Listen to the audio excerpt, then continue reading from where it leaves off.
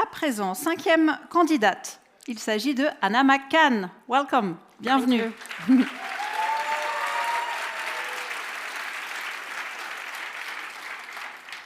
Donc, vous aussi, vous avez une thèse en français avec ce beau titre français. Finding information rich electrographic biomarkers to characterize atrial fibrillation, que vous travaillez au laboratoire de traitement des signaux 2 avec le docteur Jean-Marc Vézin. C'est bien cela? Oui, c'est bien ça. Eh bien, allez-y, Anna, on vous écoute avec plaisir.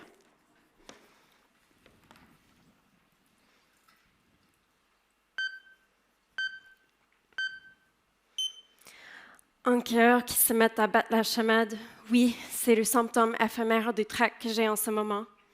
Mais beaucoup plus grave, c'est aussi le symptôme persistant de l'arythmie cardiaque la plus fréquente au monde, qui touchera une personne sur 3 dans cette salle. Je parle de la fibrillation auriculaire. Alors, derrière ce nom compliqué se cache quelque chose de très simple. Je vous explique. En temps normal, vous avez votre cœur qui bat de façon régulière grâce à votre pacemaker cardiaque naturel. Or, dans cette fibrillation, il va se passer une sorte de tempête électrique qui va prendre le pas sur le pacemaker, ce qui va aboutir à des contractions anarchiques du cœur. Et vous allez ressentir des palpitations. Votre cœur va battre de façon irrégulière. C'est ce qu'on appelle la fibrillation. Et on la qualifie d'auriculaire car elle se produit dans les petites oreillettes, les 2 cavités supérieures du cœur. Heureusement, on dispose de plusieurs traitements pour rendre le contrôle du rythme cardiaque au pacemaker naturel. En particulier, il s'agit d'une intervention chirurgicale qu'on appelle une ablation par cathéter. Son objectif?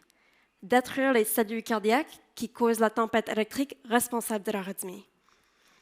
Alors, c'est quoi le problème? Eh bien, pour les patients qui vivent avec cette maladie depuis longtemps, les chirurgiens ils vont avoir plus de mal à trouver toutes les cellules responsables.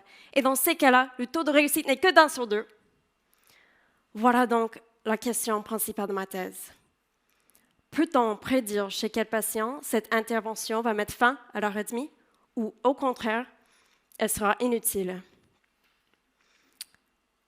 Moi, je suis ingénieur électrique, donc pour y répondre, j'ai travaillé à partir d'un signal électrique qu'on appelle électrocardiogramme.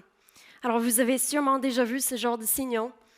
Et pour l'obtenir avec, bien sûr, l'accord précieux des patients volontaires, on a posé plusieurs capteurs sur leur torse près de leur cœur. Ensuite, j'ai regardé ces signaux pendant des heures, et j'ai constaté qu'ils contiennent 1.